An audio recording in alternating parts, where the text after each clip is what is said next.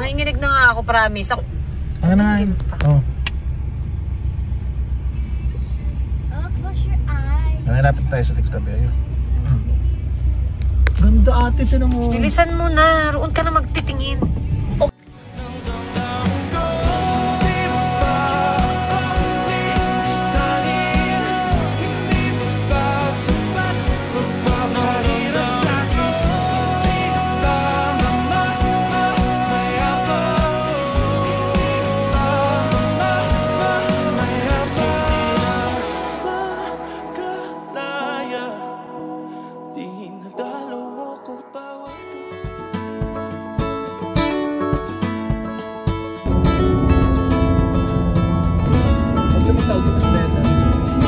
Samahan niyo pala kami ngayon para puntahan ang isang misteryosong lawa na napapaligiran ng mga matataas na kabundukan at may ubod ng lamig na lugar.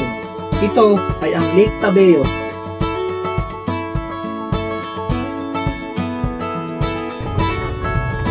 Pero na tayo mababa, di ba? In 800 meters, exit right.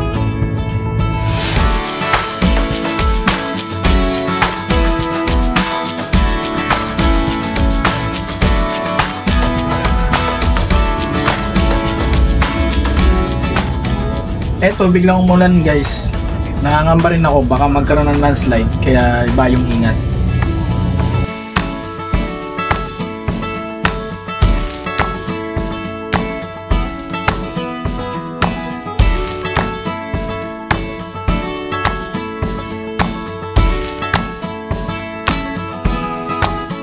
Salamat naman, tumila na yung ulan.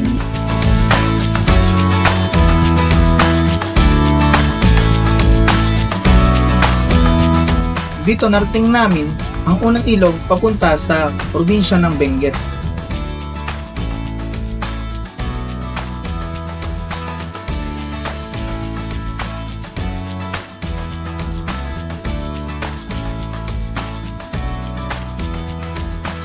At dito matatagpuan ang bayan ng Aritao, isa sa mga bayan ng probinsya ng Nueva Vizcaya.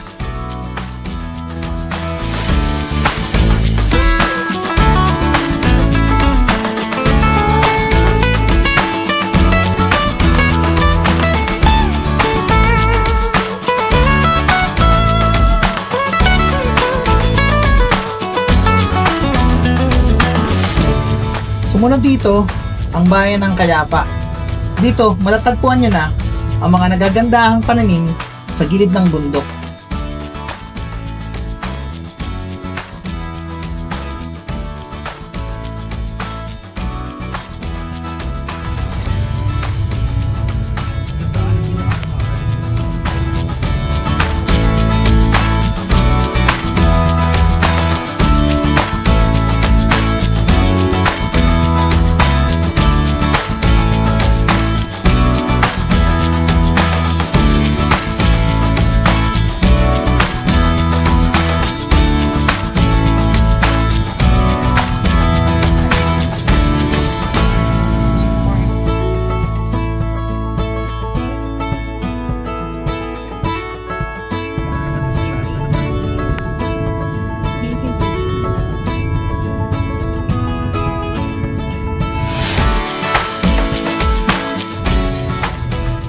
At dito, matatagpuan nyo na ang daan papuntang Baguio at ang daan papuntang Kabayan, Benguet.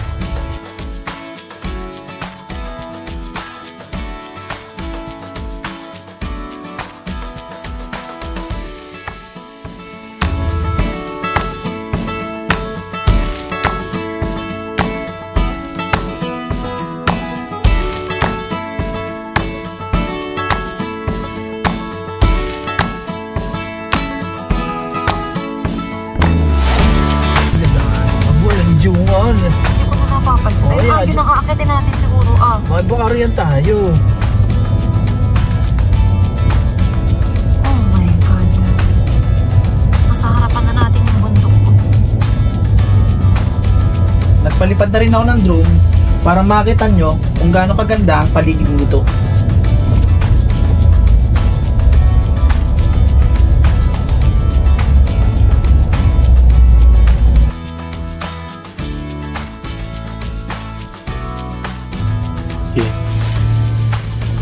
guys, ang maganda rin dito sa Gruel Abatan Road, yung pinanggalingan namin ni Kabayan, Benguet, yung mga daan niya pag gantong paabot na ng gabi, eh may mga solar. May ilaw na talaga siya, hindi siya nagre-red. So kaya at least napakalaking bagay ito sa mga motorista na dadaan dito sa Gruel Abatan Road. Yan o, tingnan nyo guys. Kaya at least, di ba? Very nice and very good.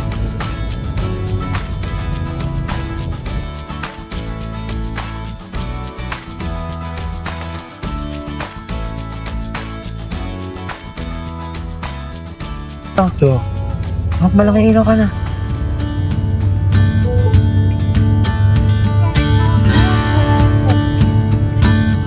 Paano mo siguro tayo makakasabay eh.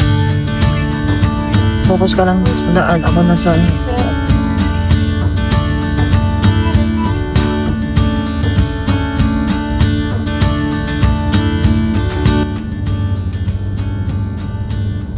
Kahit ako guys, nung time na to, kinikilabutan talaga ako. Dahil sobrang lalim talaga nung mga gilid-gilid namin.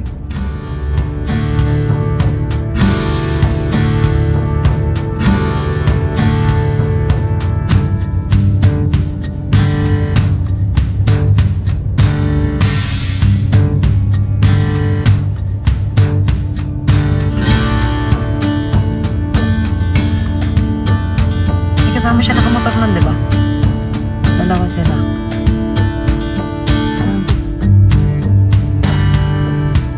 Mga bahay ba? Wala.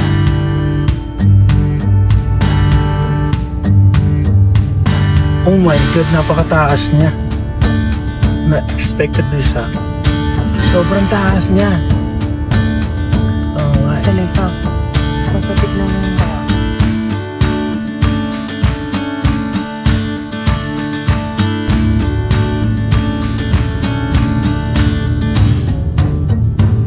May God, ayokong tumingin dun sa baba.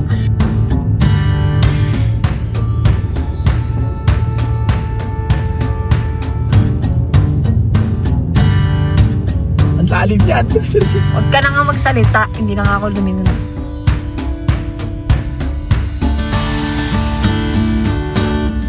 Mga bahay din ba? Oo naman. Grabe yung Lake Tabeyong to. Sobrang taas. So, kailangan pala natin talagang yan na to. Kasi yung iba, expected nila, okay lang pumunta dito ah. Pero sobrang tarik niya. Grabe yung taas niya. Ay naman to ng mga bagong sasakyan, lutusin kasi sementado yung daan eh. Pero make sure na ready yung sasakyan pagpunta dito. Okay. So, ang hirap na salubungan ngayon, talagang yung buwelo mo, wala talaga yung buwelo mo kasi magdadahan-dahan ka eh.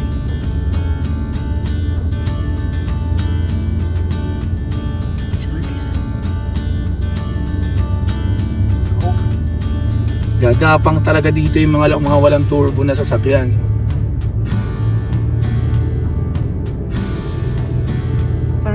Grabe pala to. Huwag tayo rito rumahan bukas pabalik. Ayoko dito. Ito yung pinakadaan lang. Pabalik rito ka pa rin dadaan. Pero Sabi kakanan mo, ka na doon. Ah.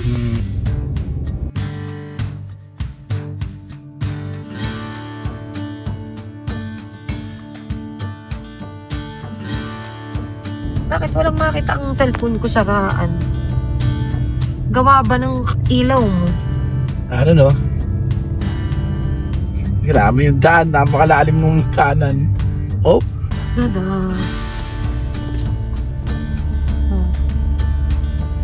Oh man. So bukas tayo ng dalawang bintana. Kailangan natin. Ayoko.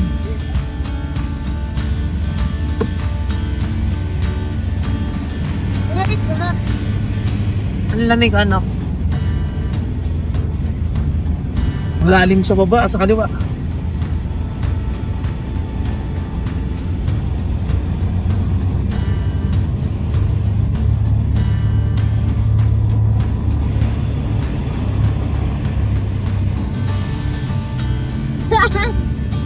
Yo, ay shit. Saka madali umayos ka.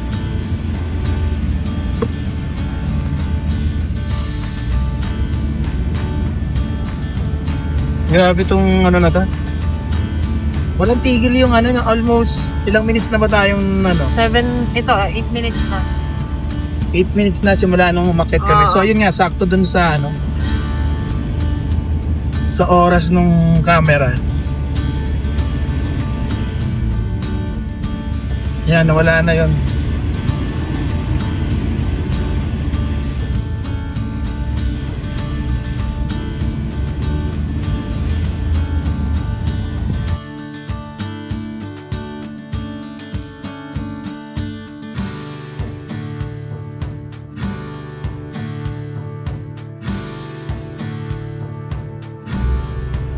Na. Nakakatakot kasi walang harang. Suko.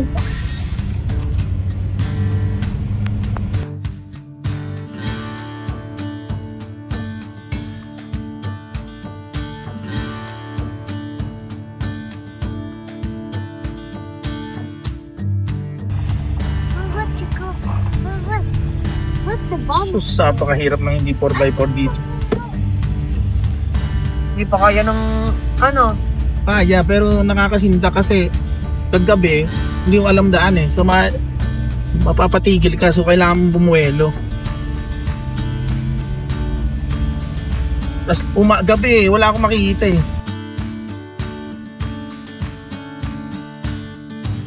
So, magdahan-dahan ka kasi. Hindi pwede magdahan-dahan. Dad, Daddy, pagkasama natin. Nasaan na ba yun? Pwedeng Daddy.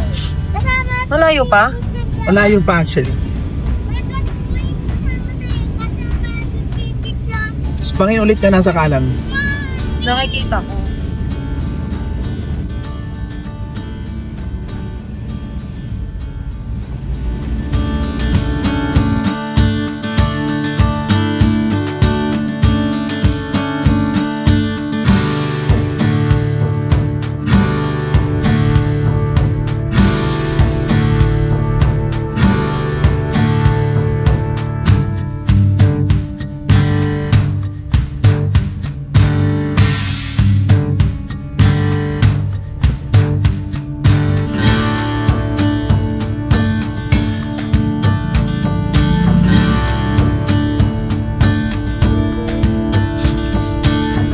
Basta pag nakita mo daw yung signage.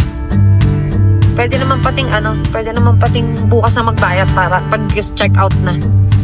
Para sure, check out na lang natin. Ayun na. Kasi baka mamali tayo kung kaya na tayo magbabayad. Ayun na yung lake pala, oh. Kunti lang nagka-camp. Hanapin mo muna yung signage.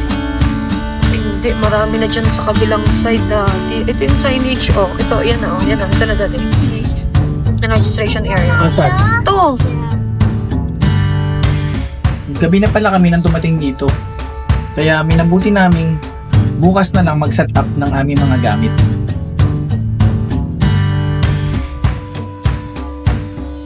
Ayan, umaga na.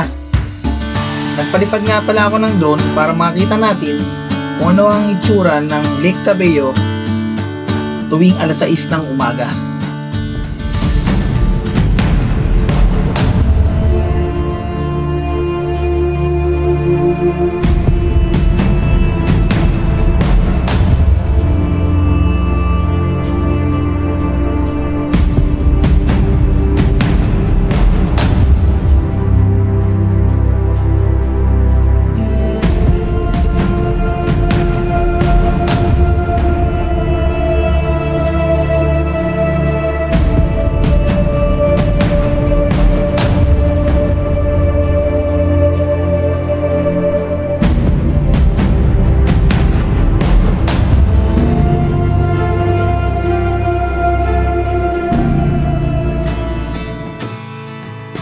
Ang Lake Cabello ay sa mga apat na mga misteryosong lawa na napapaloob sa Kabayan Benguet, isang bayan na nasa tungtungan ng Mount Pulag, na pangatlo sa pinakamataas na bundok sa bansa at isa ding natutulog na bulkan.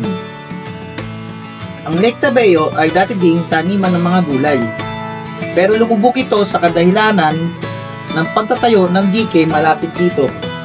Sa pangyayaring ito, napagdesisyonan ng may-ari nito ng mga Pedros na gawin itong campsite.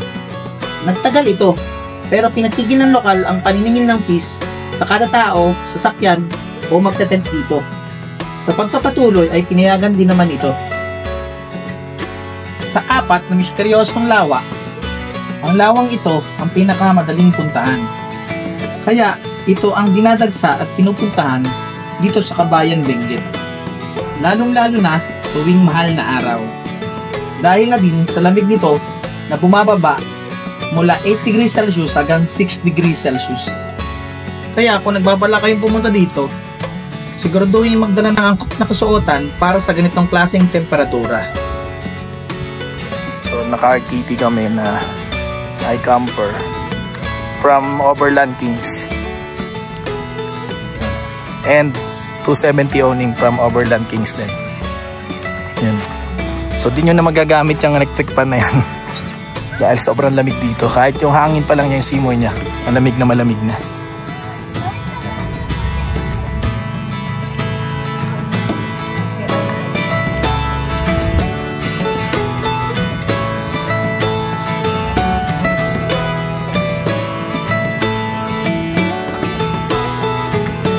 So dito tayo.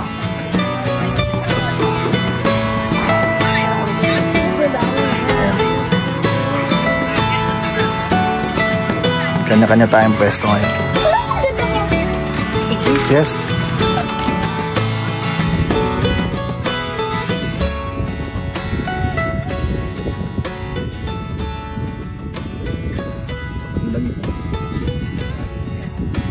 Tingnan yung kanilang CR o restroom.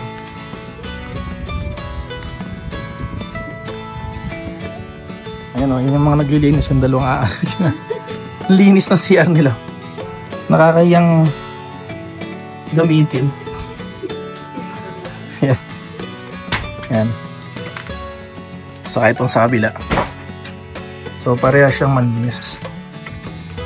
Ayan. Hello. Ayan, shoutout kinahati sa pagpamanatiling malinis itong lugar. Ayan.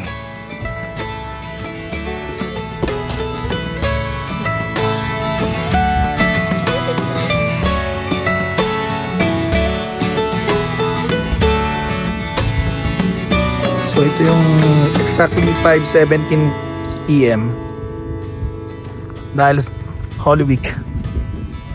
Yung itsura ng Lake Tabeo.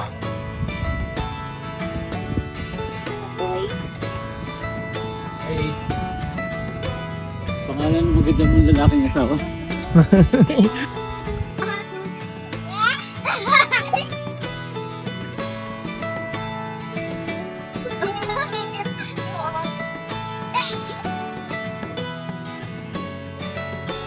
Whatever.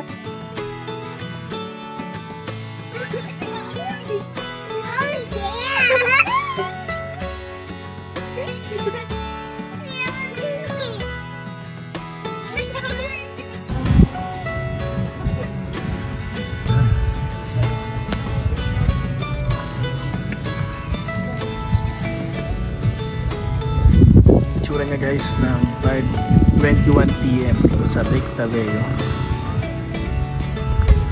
So lapit tayo. Ano tayo dito? And see. Hi!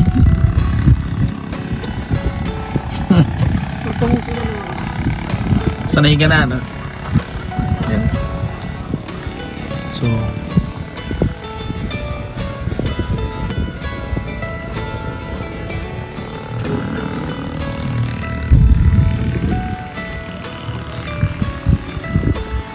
dumadami na yung tao dito kasi syempre mga galing ibang lugar. Ano na Thursday, diba Thursday ngayon? So madami na talagang dadating. So itong yan, mapupuno pa yan. Ito baka yung spot namin dito sa likod namin, meron na rin yan. Tagal-tagal. Meron na din doon sa taas. Kagabi wala pa. So makikita nyo mamaya kung gaano siya kalamig. Talagang asap yung jacket dito.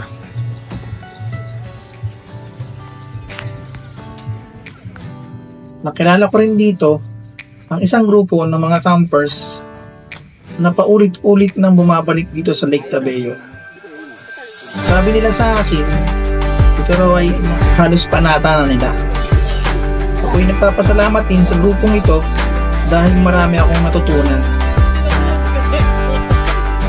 Kaya, palibutan ng iyong sarili ng mabubuting tao na humihikayat at sumusuporta sa'yo dahil walang mahabang daan sa may magandang samahan.